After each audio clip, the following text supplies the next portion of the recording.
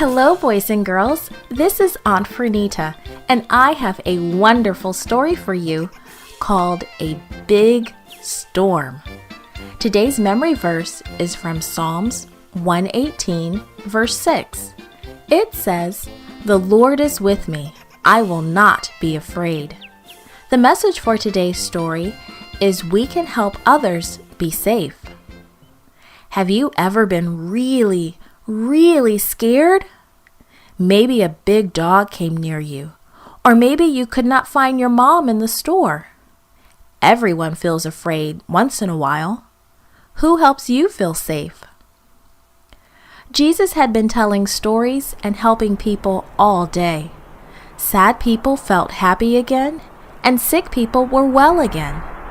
The people really wanted to stay with Jesus, but it was getting late. Slowly, they packed their things and began to leave. It had been a very busy day, and everyone was so tired.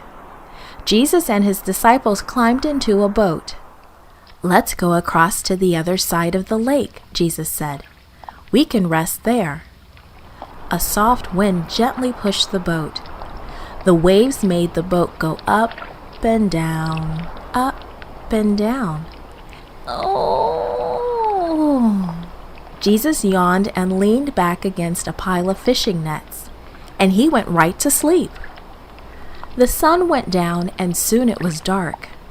The disciples liked to be out in a boat at night because they liked the cool wind. They liked to talk together as the boat sailed across the water. All of a sudden, the wind started to blow harder, a strong, cold, and stormy wind.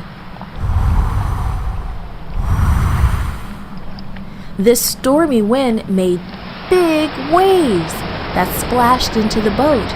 The wind blew harder and harder. The disciples were afraid. They knew that the storm could make their boat tip over. Lightning flashed, and they saw Jesus sleeping. "Jesus! Jesus! Save us!" they cried. Jesus sat up.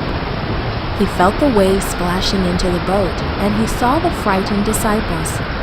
Jesus stood up and said, "Peace, be still." And right away, the strong wind stopped blowing. The waves did not splash into the boat anymore. The night became quiet and still. "Why were you afraid?" Jesus asked his disciples. "You do not need to be afraid. I am with you." The disciples knew that they were safe because Jesus was with them. When you feel afraid, you too can say, "Jesus, please help me," just as the disciples did. You might see someone else who is afraid. You can help them say, "Jesus, please help me."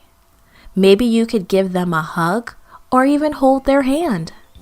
Or you can get a grown-up to help. You can tell others that Jesus will help them too. This podcast was brought to you by Gracelink.net and Studio El Piso in Singapore. For more children's resources, please visit Gracelink.net.